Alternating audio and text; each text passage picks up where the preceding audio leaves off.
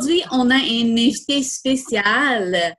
On a Sampar ici, qui est illustrateur, entre autres, des livres Savais-tu, que plusieurs d'entre nous connaissons et adorons. Donc, je ne vais pas prendre beaucoup plus de temps que ça. Je vais le laisser parler. Vous pouvez poser des questions dans la conversation ou dans le question-réponse. Et je vais lui demander mesure si jamais c'est pertinent. Sinon, je vais attendre à la fin puis toutes les poser. Ça vous va? Bonjour tout le monde. Bienvenue dans ma grotte, comme je l'appelle, mon bureau de travail qui est ma grotte parce que j'hiberne tous les hivers pour faire mes créations et aussi l'automne, mais particulièrement là, la session que je viens de terminer, de janvier à juin, c'est ma plus ardue, la plus compliquée, la plus chargée. Puis souvent, à chaque année, je me confine. Donc, cette année, pour moi, malgré tout ce qui vient de se produire, qui se produit encore, le confinement, entre autres, c'était pas quelque chose de nouveau. C'était quelque chose qui était à ma coutume de rester vraiment enfermé chez moi. À part que je me suis lavé les mains peut-être plus qu'à l'habitude. Et j'étais en compagnie de ma conjointe et de ma plus jeune fille. Puis on s'est accommodé du confinement du mieux qu'on pouvait, comme je pense la majorité des gens qui sont pris avec ce problème-là. Donc, bienvenue à ma grotte. Merci à tous ceux qui sont là à cette période si chaude. Et puis, merci à ceux qui m'ont pris le temps de regarder aussi le visionnement. Je peux faire un petit tour d'horizon. Je n'ai jamais présenté mon bureau.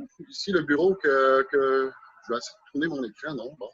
Vous voyez en arrière de moi, là, ça, c'est l'endroit où que je travaille, qui se situe particulièrement juste au-dessus de mon garage. C'est une pièce que je me suis confectionnée sur mesure. Même les meubles sont faits sur mesure pour être certain que je sois apte à dessiner en grand nombre les livres que j'ai à faire. Ce que j'ai envie de faire aujourd'hui avec vous, je vais me présenter d'abord, Samuel Parent, Sampar, c'est le pseudonyme que vous connaissez. J'habite au centre du Québec. Je suis à Victoriaville, carrément entre Montréal et Québec. Une petite ville avec les petits villages environnants. Là, on cumule peut-être au-delà de 40 000 personnes dans la région. Moi, j'adore ma petite région. C'est semi-campagne. Il fait pas trop chaud quand les feuillages nous protègent. Je ne sais pas si vous voyez, ça, c'est un petit endroit pour me rafraîchir quand il y a des périodes de chaud comme ça. Puis je risque d'aller me saucer tout de suite après notre rencontre. Ce que j'ai envie de vous proposer comme rencontre, je vais vous parler, j'ai quand même plusieurs collections auxquelles je collabore ou que je réalise. Je vais m'attarder surtout en restant dans le thème de la bande dessinée. Je remercie d'ailleurs la banque, la grande bibliothèque, de m'avoir invité à faire cette conférence-là au sujet de la bande dessinée. C'est un thème qui me tient à cœur. Puis je vais faire plaisir aussi à Jennifer qui me disait qu'elle était une fan, entre autres, aussi de la série Savais-tu. Donc, ce que je vais vous parler dans le thème de la bande dessinée, ça va être de ma collection, ma série Ghibli, les bandes dessinées de Ghibli. Un petit visuel du premier album qui a été paru en 2013. Et je vais vous parler aussi de la collection Savais-tu, justement, qui pour moi, qui existe depuis 2001. Ça fait 19 ans déjà que la série existe. Là, ça, c'est le numéro 73, les fourmis. Puis, je travaille actuellement sur le numéro 74. Je vais vous révéler tout à l'heure le sujet du numéro 74, que je suis justement en plein milieu de la réalisation. Ce que je veux faire avec les deux séries, il y a quand même un travail qui est quand même semblable de part et d'autre dans la réalisation. Je vais faire un petit survol très, très rapide pour que vous voyez aussi qu'il y a quand même différents processus. Et puis, voilà, c'est ça. C'est un peu sur ça que je vais vous discuter aujourd'hui. Donc, pour commencer, je vais vous parler de Ghibli. Ghibli qui est un petit personnage, pour ceux qui ne le connaissent pas, là, mon petit Ghibli. Qui est Ghibli? C'est lui. C'est un petit bébé de 3 ans et demi qui mène une double vie, qui fait des siestes comme tous les enfants de son âge, mais lui en fait des plus longues parce que la nuit, c'est là qu'il va mener sa double vie.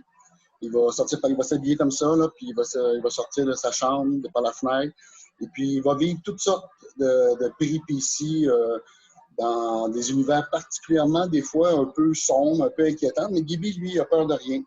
Puis, il est prêt à affronter tous les dangers pour, justement, venir au secours, soit de sa famille ou de ses amis proches. Parlons justement de ses amis. Il y a entre autres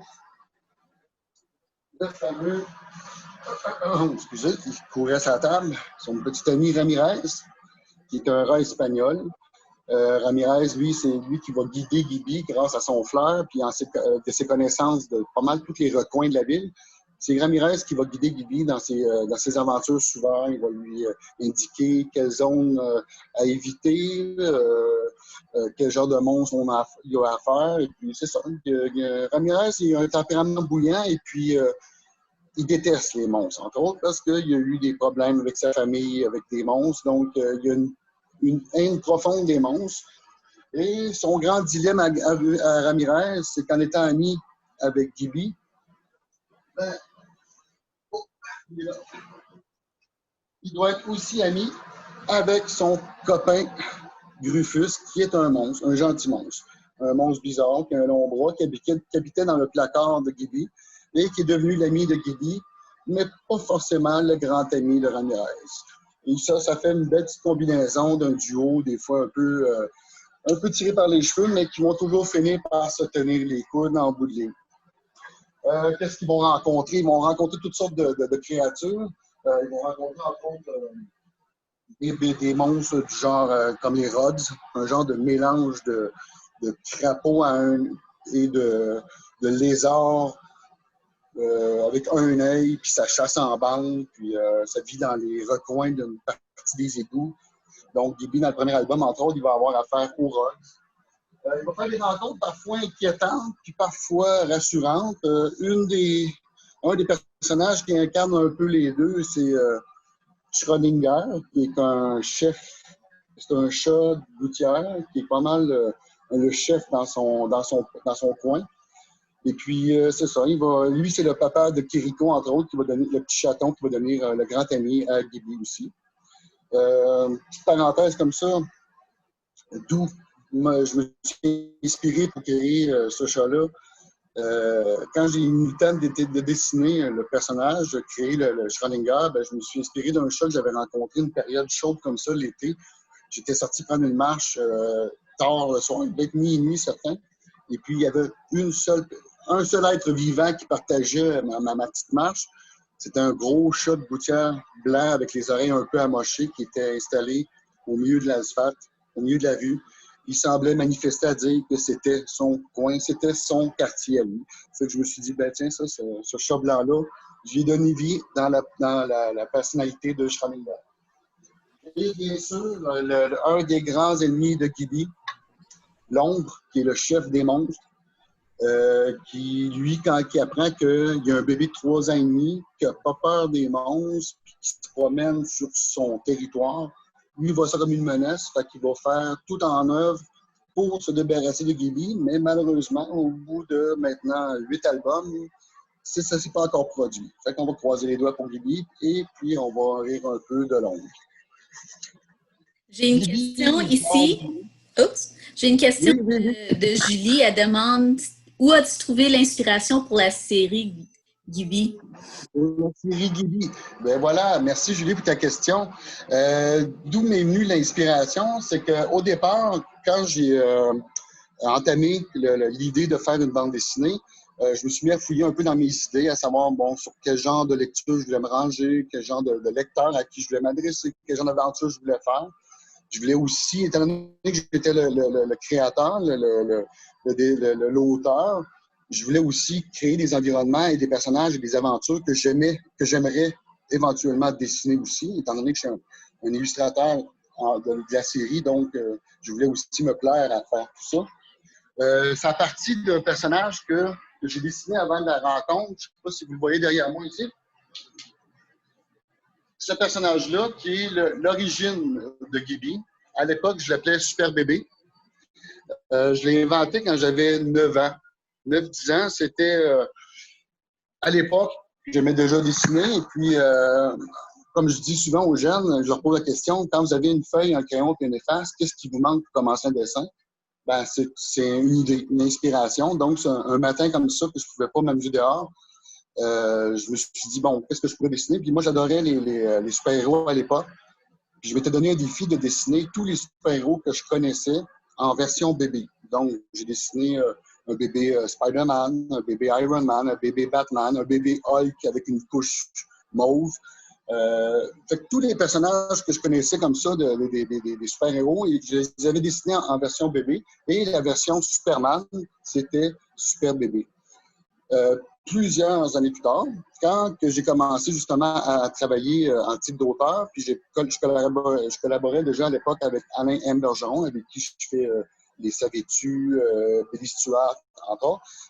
On a commencé la série Le Capitaine Statique. Donc, le costume du Capitaine Statique était le premier costume de Super Bébé à l'époque. J'avais décidé de l'offrir, de le donner au Capitaine Statique, Charles Simard, pour ceux qui le connaissent.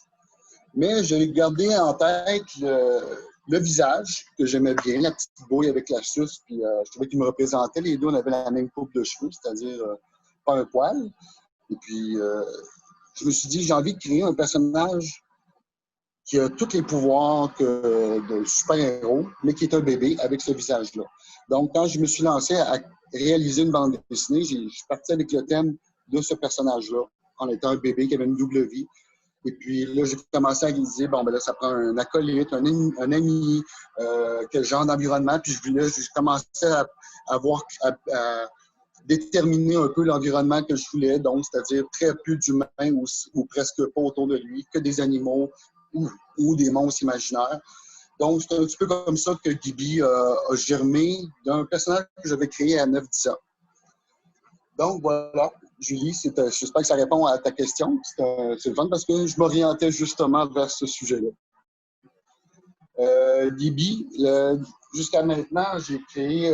bon, il y a eu la première série qui était sur ce volume-là, ce format-là. Il y en a eu 6 qui sont sortis aussi dans les petits formats. Ensuite de ça, l'année passée, on a sorti l'album Dégadel, qu'on a décidé de repartir une fois que la série de 6 épisodes avec des suites. On a décidé de redémarrer une nouvelle série avec le même personnage, mais contrairement aux autres albums, ces albums-là ont une histoire complète. Donc, il n'y a pas nécessairement une suite qui attend le lecteur et qui doit se garrocher tout de suite sur le prochain numéro ensuite. La lecture se fait seule. Puis, pour ceux qui aiment la série, je vous apprends que le 8e a été bouclé, le prochain, le 9e, dans le fond, qui va être le tome 2 de ces formats-là, a été bouclé en début de semaine. Là.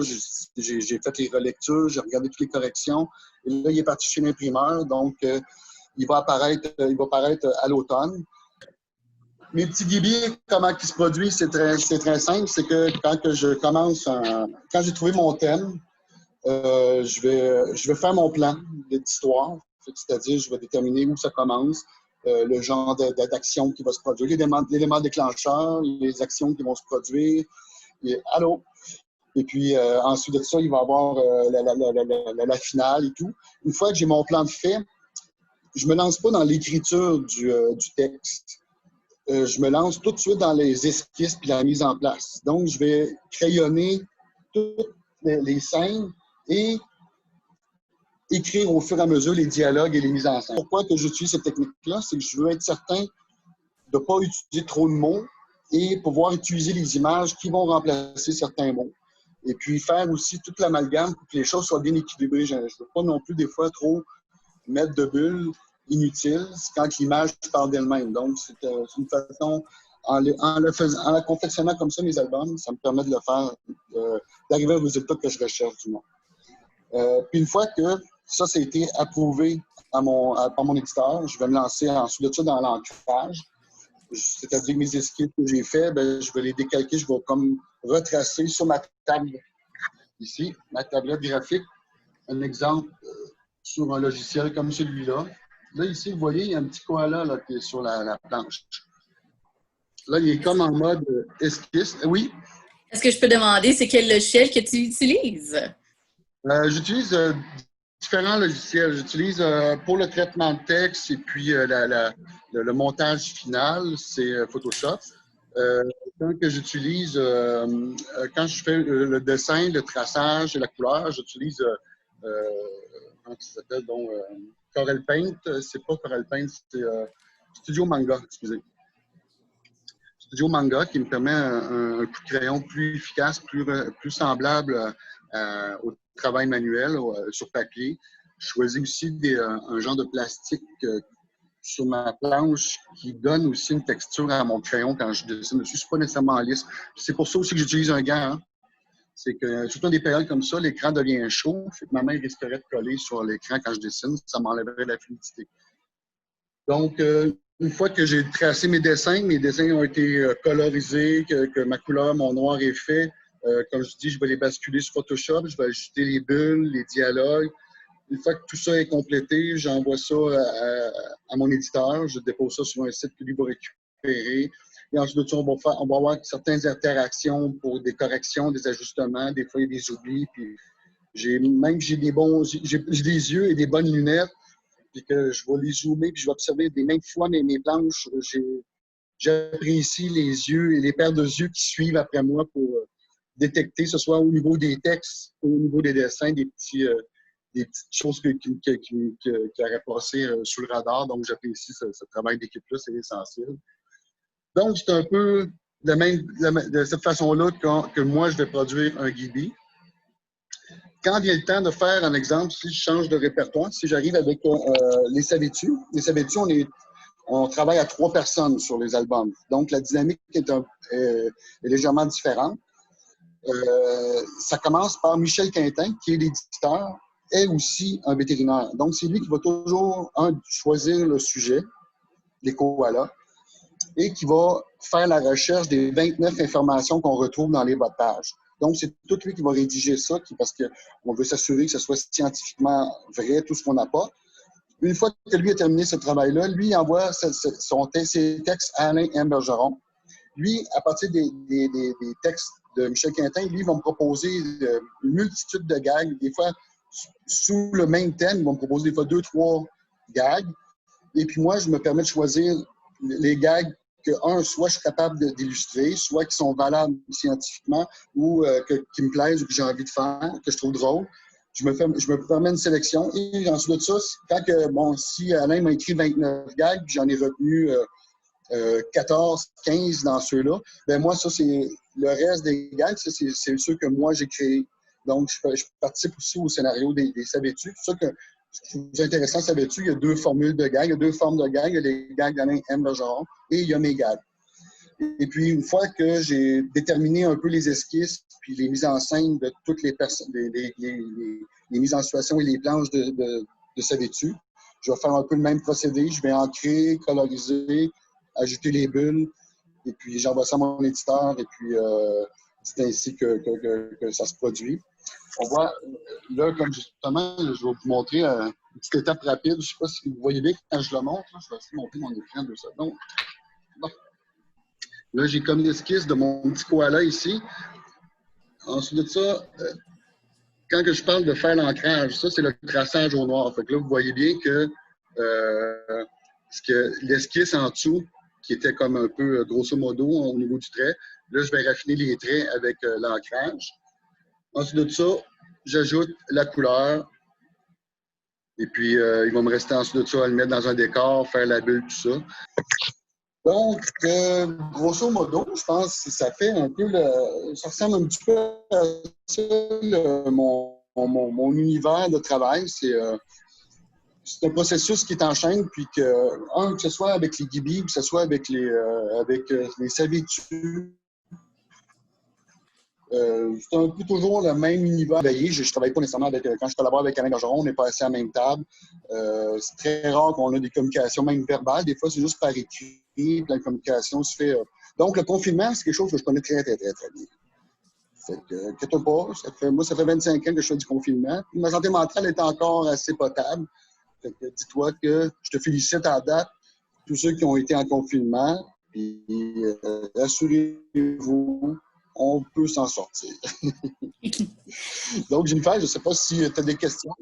Oui, j'ai plusieurs belles questions pour toi. Ravi d'en avoir. Donc, combien de livres as-tu illustrés? Bon. Combien de livres j'ai illustrés? Oui. Honnêtement, j'aime cuisiner, j'aime faire. Il y a quelque chose que j'aime pas, c'est la comptabilité. Je sais que j'en ai au-delà de 250, mais ça fait longtemps que je ne me suis pas attardé à regarder le bilan officiel. Je suis toujours préoccupé par le prochain à faire. C'est juste comme ça. C'est plus au-delà de 250. Là, ça. Il y en a beaucoup, en tout cas. Ouais. Est-ce que tu as un livre préféré dans la série Savais-tu? Ben oui. J'avais bien aimé faire les carcajous.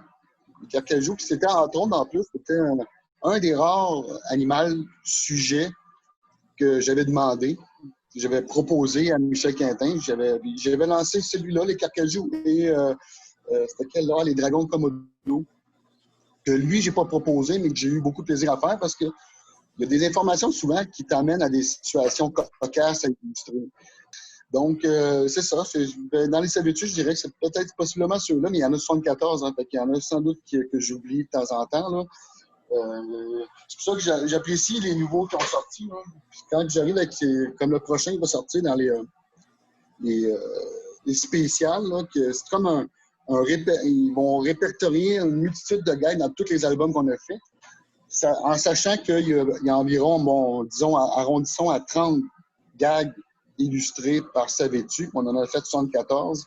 On dépasse le 2000 cuts de dessins, de faits, de gags de faits. Donc, ma mémoire, elle a ses limites, par contre.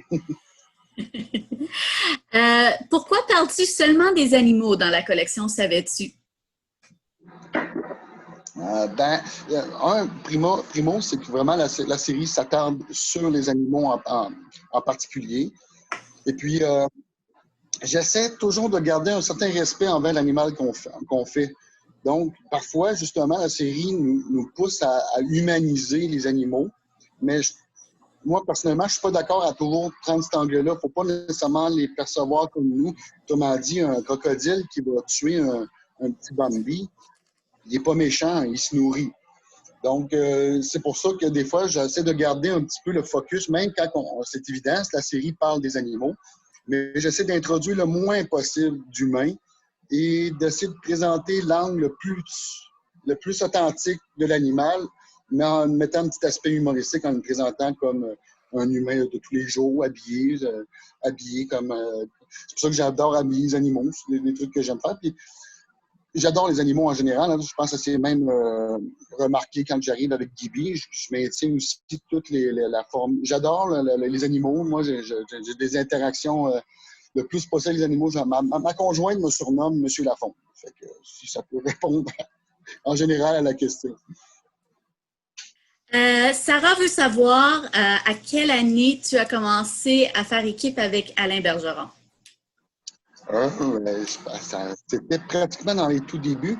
On a publié notre premier livre, là, si je me rappelle bien, c'était en 98. Donc, ça fait au-delà de 20 ans qu'on travaille ensemble. Je regarde, mais je pense que doit faire tout près de 25 ans qu'on se connaît.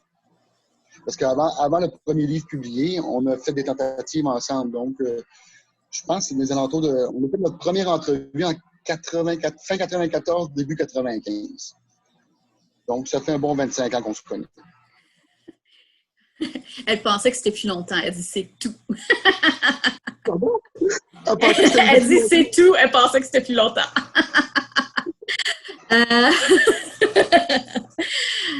Il y en a plusieurs qui demandent si tu as des trucs pour dessiner. Si tu as une technique que tu veux montrer ou si tu as un truc pour les aider. C'est difficile à dire, à résumer comme ça, parce que c'est certain que à la technique que je suis rendu, c'est une accumulation de 25 ans à faire la même chose. Il faut toujours mettre ça en perspective. Fait que des trucs que je pense que j'en ai peut-être développé au fur et à mesure avec le temps. Mais moi, souvent, quand il y a des jeunes qui me demandent s'ils pourraient suivre des cours, des trucs du genre, moi, tout de suite, ce que je veux dire à leurs parents, avant d'arriver à l'âge adulte, je leur recommande qu'une seule chose, c'est de prendre des bons papiers, utiliser des bons, acheter des bons cahiers de papier, ce qui est assez épais, pas prendre des feuilles de cartable minces. Là. Travailler sur du bon matériel, là, des bons cartons, ça, c'est déjà quelque chose, je dirais que ça donne de l'importance à ce qu'on fait, puis ça, c'est pas décourageant, on obtient des bons résultats. Pareil pour les crayons, les effets, c'est pas nécessairement obligé d'en avoir beaucoup puis très, très cher, mais déjà avoir des outils qui sont appropriés pour le faire, c'est une bonne chose. Puis après ça, moi, je leur dis, bien, tout ce qui est technique, tout ce qui devient réfléchir, je me dis, commencez par vous amuser. Moi, c'est ce que faites ce que vous avez envie de faire. Vous n'êtes pas obligé de répondre à des règles ou arriver à. Moi, souvent, quand j'ai commencé, je regardais les dessins des autres, puis je cherchais à les reproduire, des Astérix, des Obélix, j'en ai dessiné à tonnes. Puis en observant comment ils dessinaient en quelques traits une oreille, ben, j'ai enregistré ma façon de faire quelques traits pour faire mes propres oreilles. Donc, en soi, il n'y a pas nécessairement une technique, mais je pense que c'est beaucoup d'observation puis toujours garder l'aspect plaisant de la chose avant de commencer à se mettre de la technique. On demande depuis quand que tu dessines? Ah, ça, par contre, j'ai toujours dessiné. Je me rappelle en art plastique, c'est vrai que j'avais, je pense, vu pas mal à l'époque que j'avais dessiné mon premier Gibi, Super Bébé, 9-10 ans.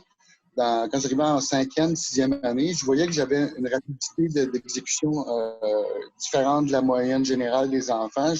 J'arrivais à des résultats très rapides. Puis même là, mon professeur d'art plastique, entre autres, devait me fournir du matériel, des travaux à faire pour pour pouvoir pour m'occuper, entre autres, pour pas que je dérange les autres. Fait qu'il il me donnait souvent des cahiers avec une ligne dans une case, une courbe. Il faut que tu dessines quelque chose à partir de ça. Ça, c'est quelque chose que j'adore faire encore aujourd'hui. Improviser une ligne, un dessin avec une ligne improvisée, je trouve que ça stimule l'imaginaire. Fait que ça, j'ai remarqué, j'ai toujours dessiné. J'ai eu, au passage de l'adolescence, je me souviens, j'avais abandonné. J'avais abandonné, je pense, un peu d'espoir.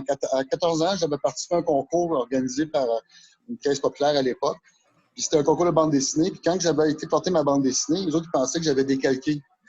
Et puis quand il me de la remise des prix, elle n'avait même pas été affichée. Ils m'avaient disqualifié en pensant que j'avais fait j'avais copié. Donc ça, j'avais pas trouvé ça agréable. Je m'étais peut-être coupé un peu de l'idée de faire ça dans ma vie. Puis c'est quand même eu le temps de sortir du secondaire, il fallait que je choisisse. Puis j'avais pas des bonnes notes pour étudier en cuisine, étant donné que je dessinais tout le temps en chimie. Et puis je me suis tourné vers le dessin, puis j'ai pas pu prendre de cours. J'ai commencé à l'apprendre par moi-même en faisant des caricatures, en étant engagé par que ce soit des parties de professeurs, des parties de business. On m'engageait pour faire de la caricature. Fait que c'est là que j'ai commencé à être capable de dessiner rapidement, exécuter, me déjeuner, dessiner devant les gens. Fait que ça a commencé un peu comme ça, mais ça a toujours été après, là, à 18-19 ans, c'était clair dans la tête que je voulais faire ça. Puis à 27 ans, j'ai pu me rassurer de dire que c'est ça que j'étais pour faire le restant de mes jours. On demande, ça te prend environ combien de temps illustrer un livre? Oh, c'est très variable. Hein? Quand on compare, par exemple, un Gibi et un Savais-tu, c'est le jour et la nuit. Là. Un Savais-tu, tout dépendant le sujet, l'animal, s'il y a plusieurs pattes qui est un peu plus complexe à dessiner, comme un mille pattes, ça peut me prendre jusqu'à 2 à 3 semaines de travail. Quand on parle d'un Gibi, c'est juste l'écriture que je vais faire avec les esquisses. Ça me prend à peu près 5 à 6 semaines. Et ensuite, faire toutes les... comme là quand j'ai fait Gibi, j'ai commencé à faire juste les dessins au propre et je l'ai terminé à fin avril. Ça m'a pris 4 mois. Mais 4 mois de confinement, 7 jours sur 7. Je travaille en moyenne 10. Ça m'arrive des fois de faire des 16 heures par jour. Puis, sauf que quand je sors d'une période de confinement avec des périodes de travail intenses comme ça, mais après ça, je prends 4 mois que je fais rien. À part trouver des idées puis crayonner des petites idées comme ça pour le plaisir, mais je me repose un peu la mécanique de tout le bras et la tête. Est-ce que dessiner est ta plus grande passion? C'est l'une de mes plus grandes passions. Parce que, parce que, parce que, comme je disais tantôt, je suis vraiment passionné de cuisine. J'adore cuisiner encore. J'adore faire des bénisteries, travailler le bois. Par contre, j'aimerais pas faire ça professionnellement. Cuisiner dans un restaurant, travailler professionnellement là-dedans. Non, j'aime cuisiner pour les gens que j'aime, autour de moi, que je reçois. Euh, je me lancerai pas à faire des meubles, à les vendre. J'aime me faire un meuble. Après avoir fait un meuble, j'ai le goût de lancer mes outils. Fait que je me dis, bon. Mais tandis que ça fait 25 ans que je travaille au nombre d'heures que j'ai passé, c'est une passion. Puis des fois, il y a des exigences qui viennent avec le boulot. Fait que des fois, on me met de la pression. Des fois, je suis isolé. Des fois, je travaille, puis il fait chaud, puis j'aimerais ça être dehors, mais je dois me discipliner. Il faut que je sois vraiment passionné, que j'aime ce que je fais pour endurer peut-être des fois les petits côtés un peu plus exigeants du travail. Si je me sens guillemets, parce qu'il y en a qui ont des travails beaucoup plus exigeants que le mien. Puis dans cette période-ci, je le vois. C'est un peu ça qui me donnait la motivation de voir toutes les personnes qui travaillaient dans les hôpitaux, dans les milieux des personnes âgées. Je me disais, j'ai pas à me plaindre, il faut que j'apprécie ce que je fais, même s'il fait chaud, même si on me met du stress, je vais tolérer ça, j'aime ce que je fais. Est-ce que tout le monde peut être BDiste? Ah, tout à fait. Oui, tout à fait. Je pense qu'il n'y a pas, il y a pas de règle. C'est un pareil comme dans l'art. Je crois qu'il n'y a pas. Tout le monde est, tout le monde est bienvenu. C'est pas tout le monde qui va être retenu souvent. Je sais pas. J'ai fait ce métier-là quand j'ai commencé à faire les premiers salons du livre.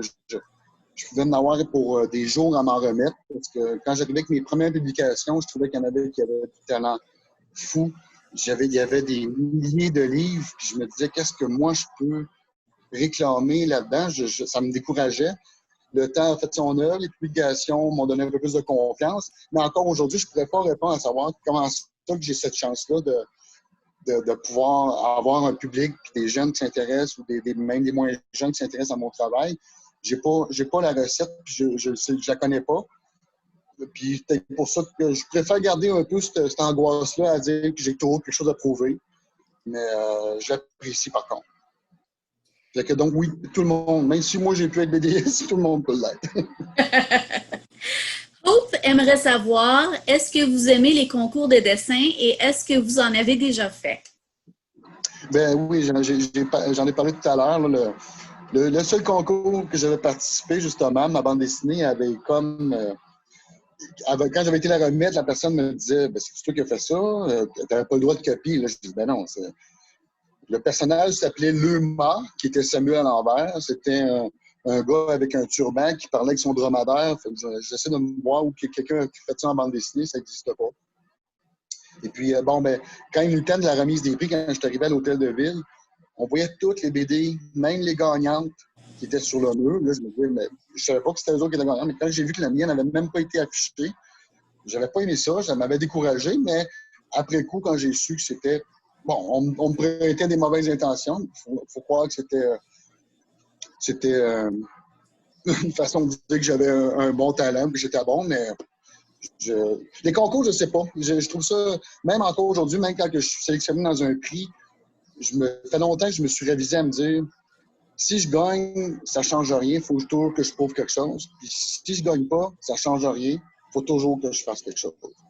Fait que non, pour moi, je ne veux pas me laisser définir par des prix, puis les concours. Ça peut nous situer, il y en a qui aiment peut-être plus ça, mais pas nécessairement que je ne suis pas bon joueur, mais je pense que c'est.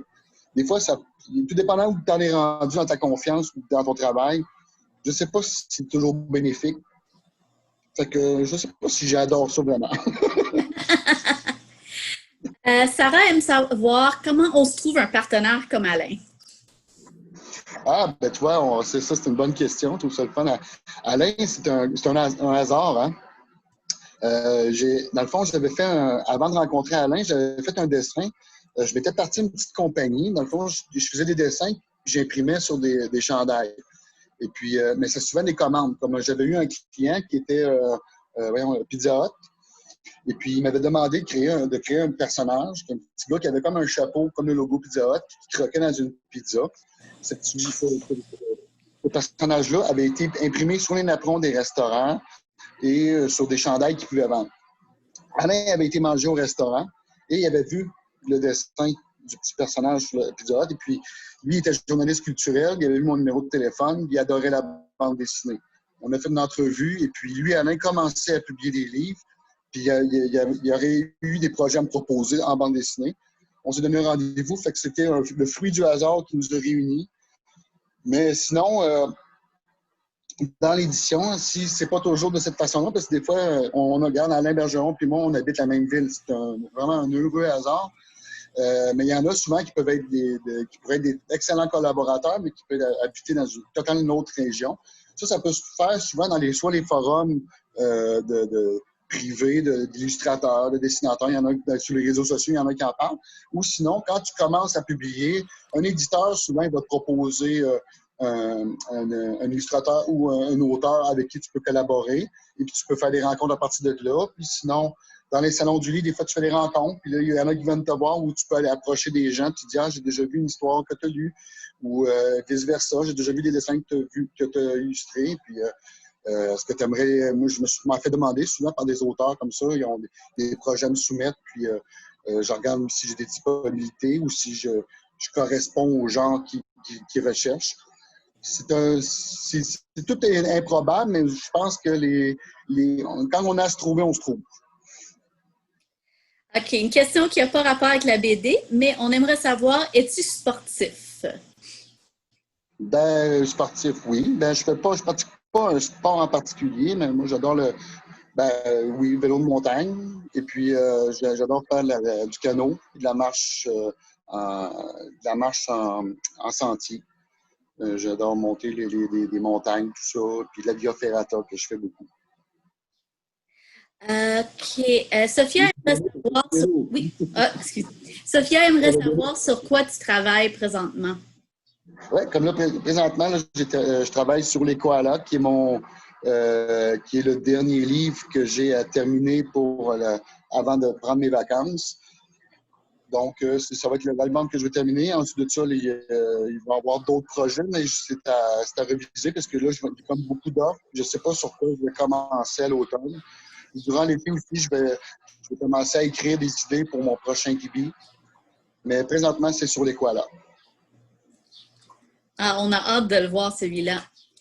Les gens qui sont mignons, les koalas, parce qu'ils ont des particularités assez étranges. Oui. OK. La question est pourquoi que tu n'écris pas des livres? Mais je pense que tu écris les Gibi, mais peut-être qu'il veut dire des romans. Ah, des romans, ben, c'est tout nouveau. J'écris une autre série aussi qui est moins présentée, qui n'est pas présentée sur une formule BD. C'est plus des petits albums pour des jeunes enfants qui s'appelle Cybelle. C'est un petit personnage.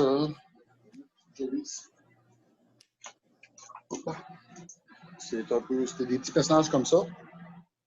Cybelle. Et puis, c'est vraiment une formule de roman écrit avec des grandes illustrations. Je ne sais pas si je me lancerais ou j'aurais l'intérêt de me lancer à écrire qu'un roman sans illustration. Pour moi, mon talent premier que je veux d'abord travailler, c'est l'illustration. Et je suis très heureux de pouvoir aussi écrire ce que je vais dessiner. Donc, je veux garder toujours un équilibre entre les deux. OK. Il était 13, donc on a le temps pour une dernière question. Hope aimerait savoir, quand tu t'ennuies, est-ce que tu aimes faire des petits dessins sur une feuille qui traîne à côté? Oui. Et puis justement, je me suis équipé de toutes des feuilles, toutes des affaires. Ça me manquait énormément parce que j'avais maintenant 10 ans que je travaille que sur une tablette graphique. Je fais mes esquisses, je fais tout là-dessus, mais là, le dessiner sur un papier, ça me manquait vraiment beaucoup.